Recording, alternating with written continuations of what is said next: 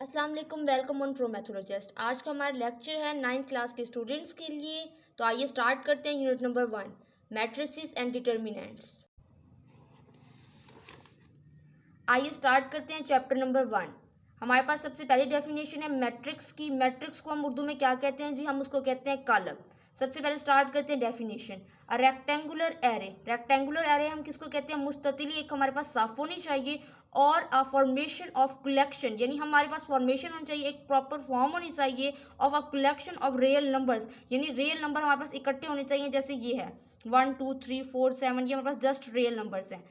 Enclosed in a bracket, ये हमारे पास कौन सी ब्रैकेट है? हमारे पास है square bracket. Is called matrix, यानी हमारे पास रियल नंबर्स को हम कलेक्ट कर देते हैं, फॉर्म कर देते हैं किस में? स्क्वायर ब्रैकेट में। तो हम उसको क्या कहते हैं? मैट्रिक्स कहते हैं जी। अब ये हमारे पास दो इसकी एग्जांपल्स हैं। अब इसमें आपको दो चीज़ें नज़र आ रही हैं, एक आपके पास है हॉरिजेंटल और एक आपके पास है वर्टिकल। आइए देखते हैं क्या है। Rows and columns of a matrix. Rows हमारे पास रोज होती हैं और क्या होती है? कॉलम्स होते हैं। देखते हैं कौन सी रोज होती है और कौन सी कॉलम्स होती हैं। ये हम अपनी रियल लाइफ में भी यूज़ करते हैं कि हमें पता है कि रोज कौन सी होती हैं। अब देखिए, जो हमारे पास हॉरिजेंटल फॉर्म में लिखी होती है उसको हम क्या कहते हैं जी? रोज कहते हैं। रोज यानी कतारें, उर्दू में इसको कहते हैं कतार। और हमारे पास है कॉलम्स, यानी जो हमारे पास वर्टिकल फॉर्म में होती है उसको हम क्या कहते हैं? कॉलम। आइए स्टार्ट करते हैं अपनी next definition. Order of a matrix, कालब का मर्तबा। The number of rows and columns in a matrix specify its order, यानी किसी भी कालब के अंदर जो उसकी रोज होती हैं, यानी उसकी कतारें होती हैं, और उसके जो कालब होता है वो उसके मर्तबे को क्या करता है? स्पेसिफाई करता है, यानी उसको बताता है कि वो क्या है। अब कैसे, आइए देखते हैं। If A has M rows, अगर हमारे पास कोई भी हमने ले लिया मैट्रिक्स, ले लेते हैं मैट्रिक्स कोई भी ले लेते हैं, ए 3 2, हम अपनी मर्जी से कोई भी उसके अंदर एलिमेंट्स लिख रहे हैं, ठीक है। If A has M rows, यानी जो उसकी रोज हैं, यानी इसको हम रोज कह रहे थे ना, बताया था ना कि आपको हॉरिजेंटल क्या होती है, हमारे पास क्या होती है? रोज होती हैं। हमारे पास कितनी रोज हैं जी? हमारे पास है 2 रोज। उन्होंने क्या बताया हमें? एम बाई एन से लिखते हैं ना इसको, ऑर्डर को। If A has M rows, M उसके पास क्या हो जाएंगी? रोज। एन हमारे पास क्या हो जाएगा जी? कॉलम हो जाएगा। Then its order is set to be M by N, यानी जो हमारे पास ऑर्डर होगा उसको हम किस तरह से डिनोट करते हैं? M by N. एम हमारे पास है रोज और एन हमारे पास है कॉलम, ठीक है। अब हमारे पास ये कितनी है जी? रोज 1 2 हमारे पास क्या है? रोज है। ये लिखने का एक तरीका है। बाय एंड हमारे पास कॉलम कितने हैं? 1 2 3। तो ये हमारे पास ऑर्डर लिखने का तरीका है। ये हमारे पास नेक्स्ट क्वेश्चन भी आएंगे एक्सरसाइज में। तो ये आपको करवाने का मकसद ये है कि पहले आपको डेफिनेशन और इसका प्रॉपर तरीका मैंने बता दिया, तो नेक्स्ट जब हम एक्सरसाइज में करेंगे तो हमें प्रॉब्लम नहीं होगी। एंड हमारे पास क्या हो जाएगा जी? कॉलम हो जाएगा।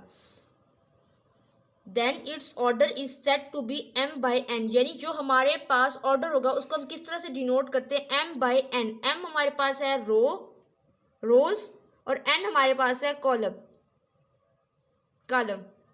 ठीक है। अब हमारे पास ये कितनी है जी? रोज 1 2 हमारे पास क्या है? रोज है। ये लिखने का एक तरीका है। बाय एन हमारे पास कॉलम कितने हैं? 1 2 3। तो ये हमारे पास ऑर्डर लिखने का तरीका है। ये हमारे पास नेक्स्ट क्वेश्चन भी आएंगे एक्सरसाइज में। तो ये आपको करवाने का मकसद ये है कि पहले आपको डेफिनेशन और इसका प्रॉपर तरीका मैंने बता दिया, तो नेक्स्ट जब हम एक्सरसाइज में करेंगे तो हमें प्रॉब्लम नहीं होगी। आइए स्टार्ट करते हैं अपनी next definition. Equal matrices, Urdu में इसको कहते हैं मसावी कालब। Let A and B are 2 matrices, अगर ए और बी हमारे पास दो कालब हो, then A is set to B equal to B, तो ए हमारे पास बी के बराबर होगा, and denoted by A is equal to B, और हम इसको इस तरह से जाहिर करते हैं कि ए बराबर है बी के। इफ एंड ओनली इफ, वो कहते हैं कब? इफ एंड ओनली इफ का मतलब है यानी उन्होंने हमें कोई कंडीशन दी हुई है, तो देखते हैं कंडीशन क्या है। तो आइए देखते हैं इनकी कंडीशंस क्या है। The order of A is equal to the order of B, यानी ए का मर्तबा बराबर होना चाहिए बी के मर्तबे के, पहली कंडीशन। दूसरी कंडीशन क्या है? Their corresponding entries are equal, यानी उनकी जो क्रॉसपोंडिंग एंट्रीज है, यानी जो उनके अंदर वाली एंट्रीज है, यानी दोनों चीज़ों की, जैसे ए के अंदर जो एंट्रीज लिखी होंगी और बी के अंदर जो एंट्रीज लिखी होंगी वो क्या होनी चाहिए? बराबर होनी चाहिए। तो आइए इसको एग्जाम्पल से समझते हैं। तो आइए स्टार्ट करते हैं। ए इज इक्वल टू 1 3 -4 और 2। बी हमारे पास क्या है? 1 2 + 1 -4 4 -2। सबसे पहले उसने हमें क्या कहा था कि ऑर्डर ऑफ ए, यानी पहली चीज़ का ऑर्डर, ए का ऑर्डर बराबर होना चाहिए बी के ऑर्डर के। मैंने आपको पीछे समझाया है कि ऑर्डर किस तरह से फाइंड करते हैं। इसकी पहले रोज़ देखते हैं, इसमें कितनी रोज़ है 1 2, जितनी भी रोज़ होंगी वो हम लिख लेंगे। यहाँ पर कितनी लिख लेंगे जी, 2 है तो 2 लिख देंगे। उसके बाद क्या लिखते थे हम, बाय लिखते थे। अब इसके देखेंगे कॉलम कितने हैं, 1 2, 2 इसके हैं कॉलम। 2/2 का हमारे पास मैट्रिक्स है। अब यहाँ देखते हैं बी में, ये हमारे पास कितनी रोज़ हैं, 1 और 2। तो हमारे पास रोज़ कितनी है, 2, बाय लिख देंगे जैसे हम ऑर्डर लिखते हैं। अब ये हमारे पास कॉलम देख लेंगे कितनी है, 1 2, कॉलम भी हमारे पास कितने हैं, 2।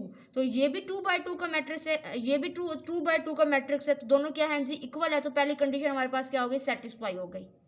अब इसकी हम दूसरी कंडीशन देखते हैं, there corresponding entries are equal, यानी उसके अंदर वाली जो एंट्रीज है वो हमारे पास इक्वल होनी चाहिए। यहाँ हमारे पास क्या लिखा हुआ है, 1, यहाँ भी हमारे पास 1 है, ठीक है जी। यहाँ हमारे पास 3 है, यहाँ हमारे पास क्या है 2 + 1।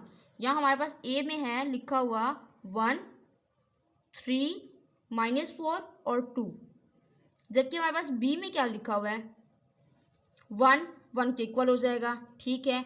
-4 -4 के इक्वल हो जाएगा, ठीक है। ये हमारे पास क्या है, 2 + 1, 2 + 1 हमारे पास क्या हो जाएगा, 3 हो जाएगा ना। तो 3 भी 3 के इक्वल है। यहाँ पर क्या है, 4 -2, 4 में से जब 2 जाएगा तो हमारे पास क्या आ जाएगा, 2। 1 1 के इक्वल हो जाएगा, 3 3 के इक्वल हो जाएगा, -4 -4 के इक्वल हो जाएगा, 2 2 के इक्वल हो जाएगा। तो हमारी दोनों कंडीशंस क्या हो गई हैं, कंप्लीट हो गई हैं, यानी पूरी हो गई हैं। तो जैसे ही हमारी दोनों कंडीशंस कंप्लीट होंगी तो ही हम कहेंगे कि हमारे पास इक्वल मैट्रिक्स है, यानी हमारे पास मसावी मैट्रिक्स है। अगर इसमें से एक भी कंडीशन भी हमारे पास अगर पूरी ना हो, अगर जैसे कि हमारे पास ऑर्डर है, अगर इन दोनों का ऑर्डर सेम ना होता तो ये हमारे पास इक्वल मैट्रिक्स होता ही ना। और अगर इनमें से किसी एक की भी एंट्री इक्वल ना होती, अगर जैसे यहाँ 3 है तो यहाँ 3 ना होता तो भी ये इक्वल ना होती, तो ये हम इसको नहीं कह सकते थे ये हमारे पास है इक्वल मैट्रिक्स है। तो इन दोनों का पूरा होना बहुत ज़्यादा ज़रूरी है। ये जितनी भी डेफिनेशंस हमने की हैं ये 1.1 में हमारे पास यूज़ हो रही हैं। तो इंशाल्लाह कल हम नेक्स्ट 1.1 करेंगे। तमाम लेवल के स्टूडेंट्स को अगर मैथ की किसी भी एक्सरसाइज के किसी भी क्वेश्चन में अगर कोई भी प्रॉब्लम हो तो आप कमेंट सेक्शन में अपनी क्लास, एक्सरसाइज और क्वेश्चन नंबर मेंशन करें। इंशाल्लाह मेरी नेक्स्ट वीडियो आपके क्वेश्चन पर होगी। मेरी वीडियो को लाइक करें, शेयर करें और मेरे चैनल को सब्सक्राइब करें और बेल बटन को दबाना ना भूलिएगा ताकि आपको मेरी हर आने वाली नई वीडियो का नोटिफिकेशन बाकायदगी से मिलता रहे। ओके, अल्लाह हाफिज़।